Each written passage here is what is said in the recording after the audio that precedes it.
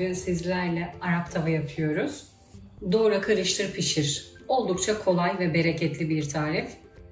Hızlıca tarife geçiyorum. Öncelikle 3 adet domatesim var. Malzemeleri ilk başta sayacağım. Çünkü o doğrama aşamasında sizi sıkmamak adına hızlandıracağım. 2 adet büyük soğanım var. Küçükse 6-7 hatta 8 tane sivri biberim var. Acı ya da tatlı isteğe bağlı. 2 adet büyük kırmızı biberim var. Kapya biberim var. Dilerseniz sarımsak ekleyebilirsiniz. Ben bugün eklemeyeceğim ama isterseniz 3-4 diş de sarımsak ekleyebilirsiniz. Yine 5-6 adet orta büyüklükte patatesi küp küp doğradım. Fazla nişastasının gitmesi için de suda bekletip süzdüm. Çok büyük doğramayın, fırında pişireceğimiz için pişmez. Kıymam çok yağlı değildi. Birazcık tereyağı erittim. Büyük fırın tepsisinin altını yağlıyorum. Hem güzel kızarsın hem de lezzetlensin. Yarım kilo kıymam var. Dilerseniz 300-400 gram da olur. Diğer sebzeleri de sırasıyla ince ince doğruyorum. Yine domatesin kabuklarını soyuyorum. Ağzımıza gelmesin.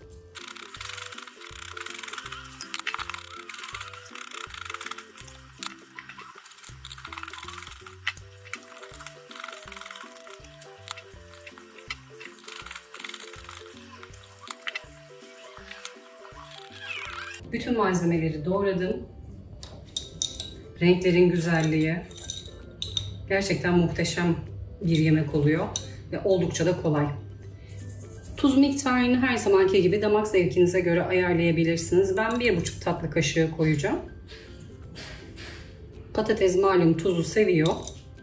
Şöyle dolu dolu 2 yemek kaşığı da biber salçası ekliyorum. Yoksa domates salçası da ekleyebilirsiniz ama domates doğradığım için domates salçası eklemiyorum. Biber salçası daha da bir lezzet veriyor. Yine baharatlandırma kısmı tamamen sizin damak zevkinize ait. 1 çay kaşığı karabiber ekliyorum. 1 çay kaşığı kimyon ekliyorum. 1 çay kaşığı kırmızı toz biber. Biberlerim acı değildi. 1 çay kaşığı da pul biber ekliyorum. Yine acı seviyorsanız daha fazla ekleyebilirsiniz.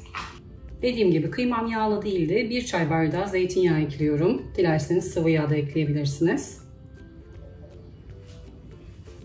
1 çay bardağı da su ekliyorum. Domatesi de bir miktar sulandıracak. Bir yoğuralım. Ondan sonra eğer gerekirse biraz daha su ilavesi yapabiliriz.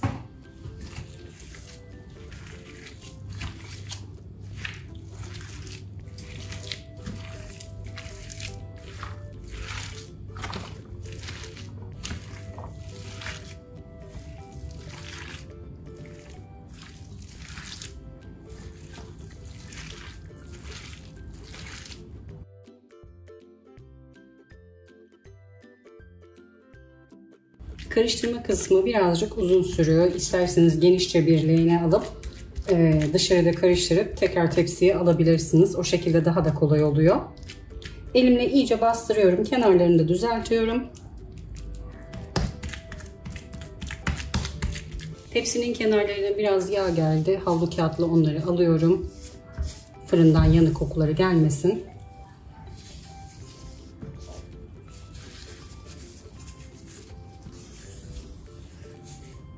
Bir tane yağlı kağıda elimle buruşturuyorum.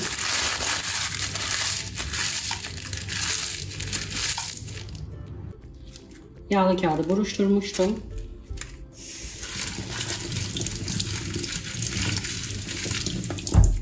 Çeşmenin altında yıkadım. Şöyle fazla suyunu alıyorum. Üzerinin hem güzel pişmesi için hem de yanmaması için yağlı kağıdı üzerine seriyorum.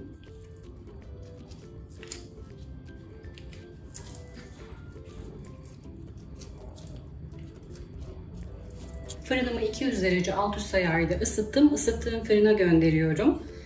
Arada sırada kontrol ediyorum. Pişmeye yakın üzerindeki kağıdı alacağız. Yine üzeri güzel bir renk alıncaya kadar açık bir şekilde pişiriyoruz. Yani yağlı kağıt olmadan pişiriyoruz. Pişmesi için fırına gönderiyorum.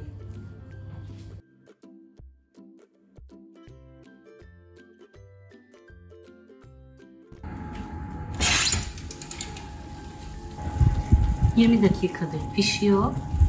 Üzerindeki yağlı kağıdı dikkatli bir şekilde alıyorum. Bir maşa yardımıyla alıyorum. Elimi yakmasın.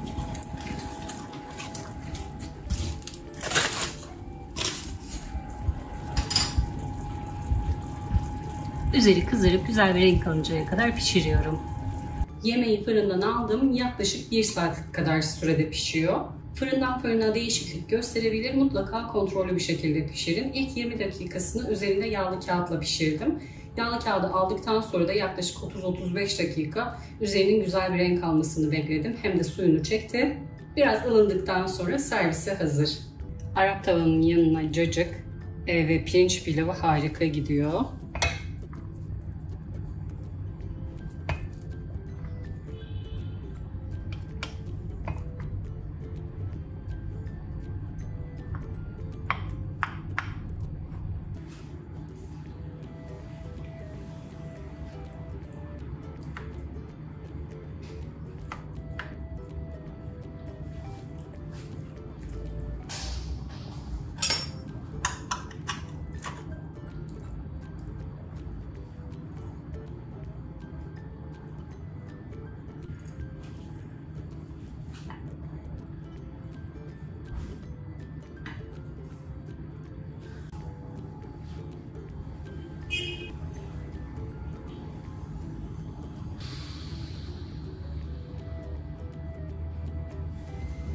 Yemeğimiz bu kadar basit ve kolay. İç dokusunu da göstermek istiyorum.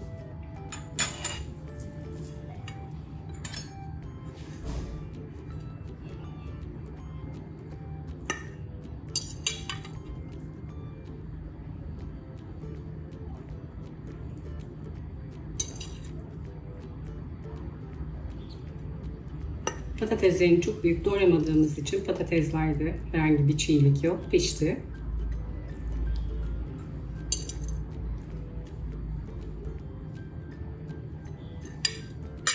Yanına pilav ve kuru cacıkla harika oluyor. Mutlaka deneyin.